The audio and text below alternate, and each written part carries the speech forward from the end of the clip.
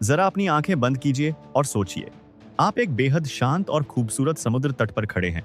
सतह से देखने पर सब कुछ बिल्कुल सही लग रहा है, लेकिन क्या आप जानते हैं कि उस शांत पानी की गहराई में एक खौफनाक सन्नाटा पसरा हुआ था, जो पूरी समुद्री दुनिया को निगल रहा था। और फिर अचानक नीले अंधेरे के बीच विशालकाय नावें आती हैं और 10,000 अजीबोगरीब भारी भरकम ढांचे एक एक करके पानी की गहराई में फेंकना शुरू कर देती हैं। पहली नजर में यही लगेगा कि यह पर्यावरण के साथ बहुत बड़ा खिलवाड़ है। क्या इंसानों ने नीली गहराई को कचरा घर बना दिया है, या यह कोई ऐसा सनकी प्रयोग है जो सब कुछ तबाह कर देगा? रुकिए, सच उससे कहीं ज्यादा गहरा और रोंगटे खड़े कर देने वाला है। आज हम आपको एक ऐसे क्रांतिकारी मिशन की कहानी बताने जा रहे हैं जिसने दुनिया के वैज्ञानिकों को सन्न कर दिया है। ये हैरान कर देने वाली घटना ऑस्ट्रेलिया के विशाल समुद्र तटों पर घटी थी, जहां बंजर होती समुद्री दुनिया को फिर से जिंदा करने के लिए वैज्ञानिकों ने यह ऐतिहासिक कदम उठाया था। और हाँ, इस कहानी का सबसे बड़ा मोड़ तब आएगा जब हम भारत के नजरिए पर बात करेंगे। जब आप वीडियो के उस हिस्से तक पहुंचेंगे तो भारतीय वैज्ञानिकों और हमारे समुद्रों से जुड़ा यह सच देखकर आप हैरान रह जाएंगे। इसलिए वीडियो को स्किप मत कीजिएगा, क्योंकि हर गुजरता मिनट सस्पेंस खोलने वाला है। लेकिन आगे बढ़ने से पहले अगर आप हमारे चैनल पर पहली बार आए हैं तो प्लीज इसे सब्सक्राइब जरूर कर लीजिएगा, और अगर वीडियो पसंद आए तो लाइक करना मत भूलिएगा। सतह के नीचे का खौफनाक सच, जब एक शहर श्मशान बन गया। इस कहानी के जादू को समझने के लिए सबसे पहले हमें उस भयानक समस्या को समझना होगा जो सालों से पनप रही थी। समुद्र की गहराई में जो रंगीन मूंगा चट्टानें आप देखते हैं, वे कोई साधारण पत्थर नहीं हैं। वे समुद्र की एक बहुत बड़ी और हंसती खेलती महानगर की तरह होती हैं। जैसे हमारे शहरों में बड़ी इमारतें होती हैं, वैसे ही ये कोरल रीफ समुद्री जीवों के लिए घर, सुरक्षा और भोजन का ठिकाना होते हैं। छोटी मछलियों से लेकर केकड़ों तक हर कोई इन्हीं इमारतों में पलता है। लेकिन जलवायु परिवर्तन, अत्यधिक मछली पकड़ने और समुद्री धाराओं के बदलने से यह शहर उजड़ने लगा। मूंगा चट्टानें टूटने लगीं और देखते ही देखते वह विशाल महानगर एक वीरान, बंजर रेत का मैदान बन गया। जब घर ही नहीं रहे तो वहां रहने वाले जीव भी गायब हो गए और पूरा समुद्र रेगिस्तान में बदलने लगा। समय की कमी और एक खतरनाक जोखिम। समुद्र के इस तेजी से होते विनाश को देखकर समुद्री जीव विज्ञानी चिंतित हो गए। वे जानते थे कि अगर इसे तुरंत नहीं रोका गया तो तटीय जीवन तबाह हो जाएगा। लेकिन प्रकृति को एक प्राकृतिक कोरल रीफ बनाने में हजारों साल का समय लगता है। वैज्ञानिकों के पास इतना समय नहीं था। उन्हें एक ऐसे रास्ते की जरूरत थी जो प्रकृति को फिर से पनपने के लिए तैयार नींव दे सके। कृत्रिम रीफ बनाने के लिए लोग पहले भी पुराने जहाज या गाड़ियों के टायर पानी में फेंकते रहे हैं, लेकिन वे तरीके बहुत घातक थे। जहाजों से जहरीले रसायन और तेल रिसाव का खतरा रहता था। इसलिए वैज्ञानिकों को कुछ ऐसा चाहिए था जो पूरी तरह से सुरक्षित और वैज्ञानिक रूप से सटीक हो।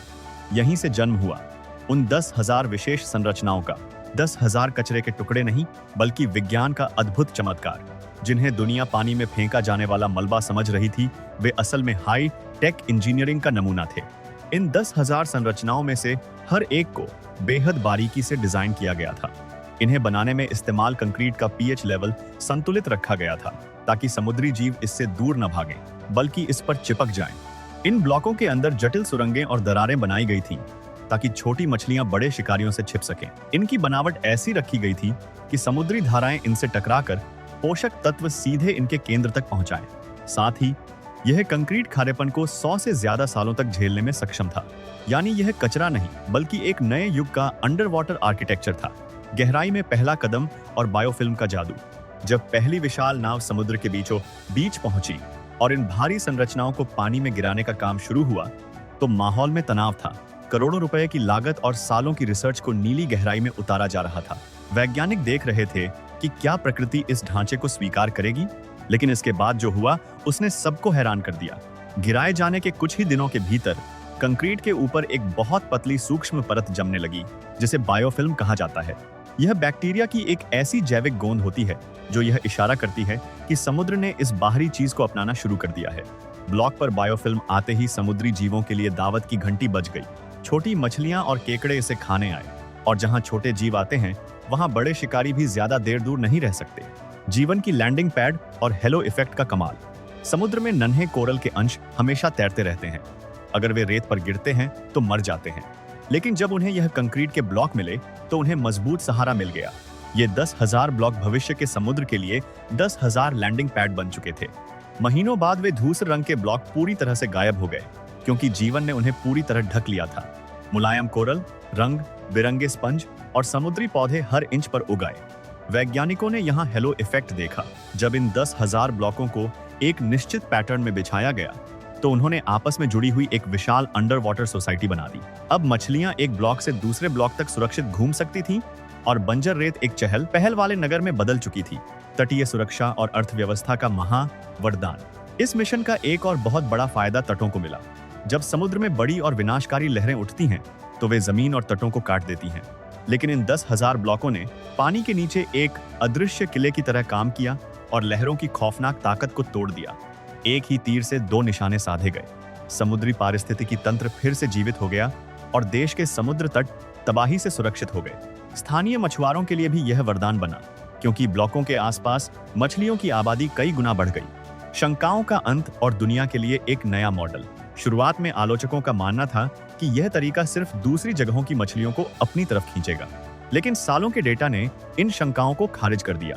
वैज्ञानिकों ने साबित किया कि इन ब्लॉकों ने समुद्र की धारण क्षमता को बढ़ा दिया था, जिससे नई पीढ़ियों का जन्म हो रहा था। इस सफलता ने आज पूरी दुनिया को एक नया रास्ता दिखाया है कि कैसे तकनीक से प्रकृति को संवारा जा सकता है। भारतीय दृष्टिकोण, एक ऐसा सच जो आपको हैरान और गौरवान्वित कर देगा। और अब बात करते हैं उस सबसे रोमांचक मोड़ की, भारतीय दृष्टिकोण की। दोस्तों, हमारे देश के पास 7,500 किलोमीटर से भी लंबा समुद्री तट है जो चक्रवातों और तटीय कटाव जैसी समस्याओं से जूझ रहा है। लेकिन भारतीय समुद्री वैज्ञानिकों और स्थानीय तटीय समुदायों ने इस समस्या का जो टिकाऊ रास्ता चुना है वह दुनिया के लिए मिसाल है। हमारे देश में भी पर्यावरण के अनुकूल ढांचों का उपयोग करके समुद्र में कृत्रिम रीफ बनाए जा रहे हैं। लेकिन भारतीय दृष्टिकोण की सबसे खूबसूरत बात यह है कि इसमें आधुनिक तकनीक के साथ स्थानीय समुदायों की पारंपरिक समझ को जोड़ा गया है। वैज्ञानिक और स्थानीय मछुआरा समुदाय मिलकर काम करते हैं। स्थानीय लोग खुद इन ढांचों को स्थापित करने और उनकी रक्षा करने में मदद करते हैं। नतीजा यह है कि हमारे तटों के नीचे मछलियों के नर्सरी क्षेत्र विकसित हो रहे हैं और बिना नुकसान पहुंचाए तटीय कटाव रोका जा रहा है। यह दिखाता है कि भारत पर्यावरण संरक्षण की दिशा में दुनिया को एक मानवीय और टिकाऊ मॉडल दे रहा है। भविष्य की एक नई और सुंदर सुबह।